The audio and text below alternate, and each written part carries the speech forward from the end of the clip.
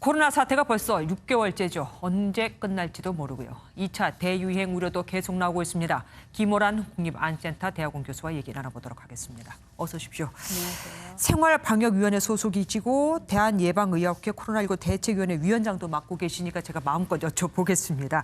교수님께서는 7월 초라도 대유행이 올 수 있다라고 경고를 하셨었습니다. 지금도 그렇게 보십니까? 그때 생각했던 것보다는 많이 좋아졌습니다. 네. 6월 초에 저희가 생각했을 때는 이대로 가면 7월 초에 위험하다라고 했는데 서울시에서도 방역 강화 조치를 했고요. 네네. 그래서 서울시나 수도권은 좀 나아졌는데 문제는 대전하고 이제 전남까지 확산이 되는 게 문제죠. 네, 지금 말씀하신 대전, 전남 이쪽에서 지역 안에서 거리 두기를 강화하는 전략으로 지금 나가고 있기는 합니다. 그러면은 이걸로 충분할까요? 일단 2단계로 올리기는 했는데요. 예. 일단 주민들이 얼마나 잘 이제 참여해 주시는지가 관건이 될 것 같습니다. 예, 방역 당국도 아무래도 딜레마가 있을 거예요. 그냥 무작정 거리 두기를 강화하자니 경기 악화가 더 심해질 것 같고, 하지만 대유행을 막는 게 우선이다 이렇게 보시는 거죠? 그렇죠. 실제로 나왔던 논문에서도 네. 감염 관리를 충분히 해야지만 다시 경제도 살아날 수 있다. 이렇게 논문에서도 얘기하고 있습니다. 예, 오히려 더 뒤로 갈수록 늦을수록 예. 좋지 않을 것이다. 예. 지금 현재 유행 중인 바이러스가 GH라고 하더라고요. 전파력이 더 강하다고 하던데 그러면 대유행이 좀 더 빨리 올 수도 있는 거 아닙니까?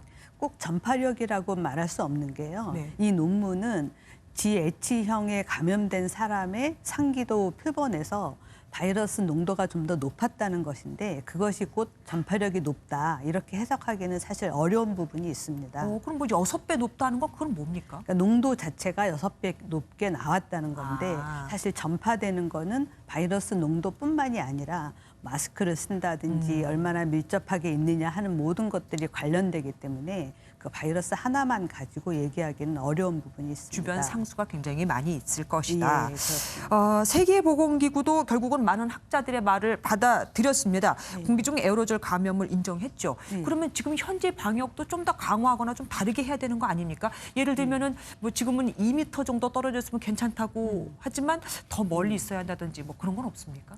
이제 2m는 환기가 잘 되는 공간이고요. 네. 만약에 환기가 안 되는 공간이다라고 하면 거리도 거리지만 꼭 마스크를 써야 됩니다. 사실 WHO가 아직까지도 마스크를 권고하는데 계속 주저하고 있거든요. 네. 그것 때문에 과학자들이 경고를 한 거고요. 마스크만 제대로 썼어도 훨씬 더 많은 사망을 줄였을 것이다라고 보고 있습니다. 사회적 거리 두기 예. 거기다 플러스해서 마스크 쓰기가 가장 그렇습니다. 중요한데 예. 사실 그것을 강조하기 위해서 학자들이 얘기를 하고 건의를 한 것이다. 예, 예. 그리고 뭐 우리나라도 뭐 그렇지만 해외 상황이 지금 더 심각하지 않습니까? 그러면 외국인 노동자 입출국 등에 대해서 관리 강화도 해야 될 것 같은데 뭐 미립국까지야 우리가 어쩔 수 없다고 하더라도 어떻게 그렇습니다. 보십니까? 지금 현재 이제 오늘만 해도 벌써 국내 환자보다 해외 환자가 조금 더 많은 상황이잖아요. 그렇죠. 해외 노동자들이 많이 들어오고 있는데 지금 이제 아시아 국가에서 오기 전에 검사를 하지 못하고 오는 경우들이 많습니다. 네. 그래서 비자 관리를 좀 더 철저히 해야 되는 것이 아니냐 그런 이야기가 나오고 있고 너무 많은 해외 환자들이 들어와서 우리가 해외에서 온 분들의 자가격리 하는데 이제 방역 당국이 굉장히 어려움을 느끼면 비자 발급 자체도 좀 줄일 필요가 있지 않을까 고민을 하고 있습니다. 들여온 다음에 힘들어하지 말고 차라리 비자 발급 자체를 우리가 예. 좀 어렵게 하자. 예. 그리고 제가 듣기로는 완치자들 중에서 폐 그리고 뭐 심장, 신장 기능이 저하됐다고 호소하는 환자들이 꽤 있더라고요.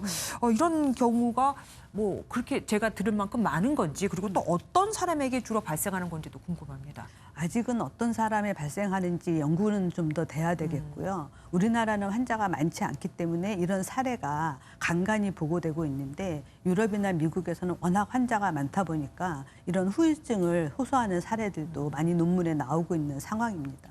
그리고 그 말씀에 의하면 우리나라도 환자가 많아지면 그렇죠. 이런 분들이 더 많아질 수 예. 있다. 조심해야겠습니다.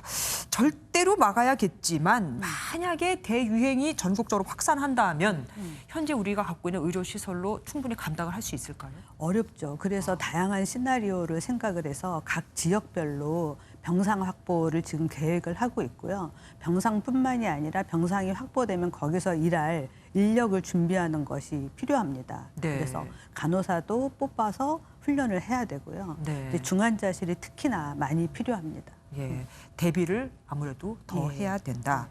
치료제나 백신은 아직까지는 기약이 없는 상황입니다. 그래서 오늘 정부에서 활동별 위험도를 분석하고 스스로 점검할 수 있는 표를 만들었다고 하던데 예. 어디서 뭐 어떻게 볼 수 있는 겁니까? 이게 자가 점검표인데요. 네. 중앙재난안전대책본부의 보도자료에 나와 있는데 네. 좀 더 많은 사람들이 볼 수 있도록 홍보를 해야 될 것 같습니다. 어디에 들어가면 우리가 되나요? 초반에는 뭐 어떤 시설이 위험하다라는 거를 주로 많이 강조를 해서 네, 네, 네. 이제 국민들이 여기는 위험하구나 알았는데 이제는 소규모 모임이나 우리의 위험한 행동 때문에 감염이 전파되는 경우가 있어서 이런저런 행동이 위험하다라는 걸 알려주는 거거든요. 네. 그래서 중앙재난안전대책본부. 예. 안전대책. 근데 일반 국민들은 참 찾기 어려울 것 같으니까 예, 맞습니다. 당국에서 이를 좀 보완을 해서 많은 예. 분들이 이용을 하게 했으면 좋겠습니다. 예. 어려운 걸음 해주셔서 감사합니다. 감사합니다.